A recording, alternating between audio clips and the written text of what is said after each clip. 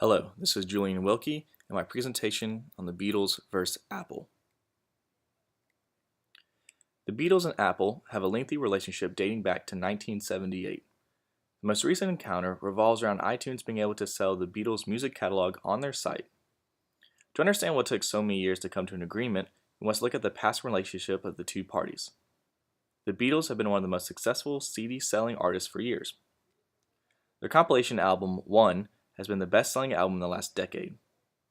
With the growing popularity of digital music sales, there came a time when the Beatles needed to extend their revenue-generating options to digital sales. iTunes has wanted to acquire the Beatles catalog since its birth in 2003. Due to the rocky past, including Apple Corp. Suing Apple Computer in 1978 for trademark infringement, more lawsuits in 1991 over violations of the previous 1978 lawsuit, and in 2007 when the parties agreed for Apple to have the trademark ownership, it can be suggested that the holdout of the Beatles selling music digitally on iTunes revolved around money and overall control. The overall request of each party is rather simple. iTunes would like to exclusively sell the entire Beatles music catalog on their site. Due to the popularity of the Beatles and their track record of sales, iTunes would overshadow, more than they are now, their competitors Napster, Amazon, and Rhapsody. iTunes also had a helping hand in the impact that digital downloads had on physical CD purchases. Since 2005, digital downloads have outpaced CD sales, and the addition of the Beatles could propel iTunes to controlling even more of the digital music realm. By having the strongest platform available, iTunes is in a strong position of influence for what they can offer the Beatles. iTunes also is offering selling the Beatles songs for $1.25 each, the highest amount possible per single track.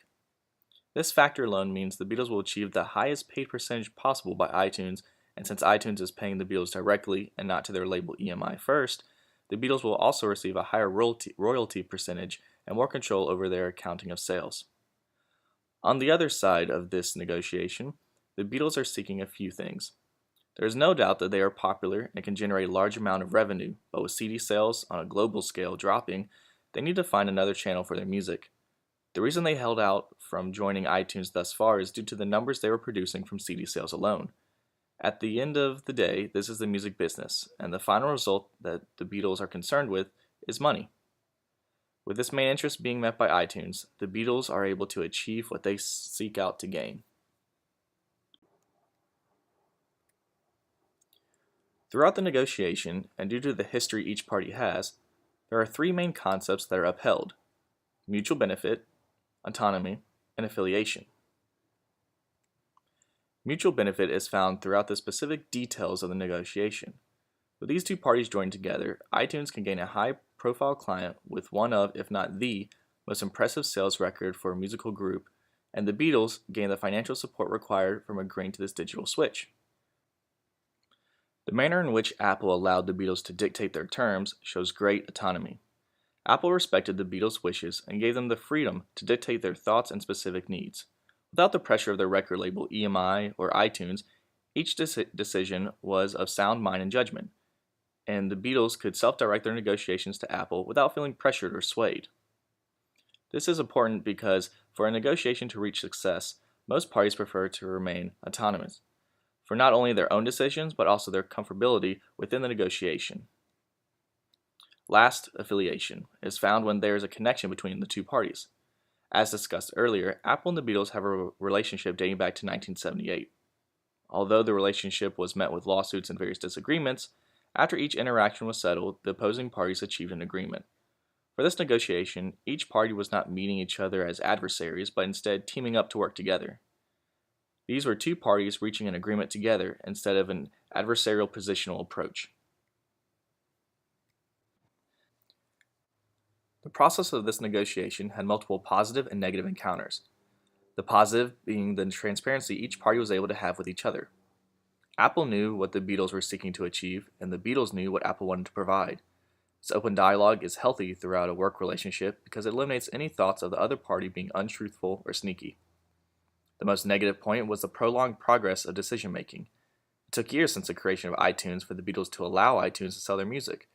The media and general public were left wondering if a decision would ever be made.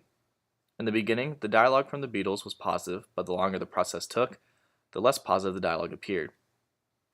In 2007, Paul McCartney said, "It's all happening soon. Most of us are all sort of ready. The whole thing is primed, ready to go.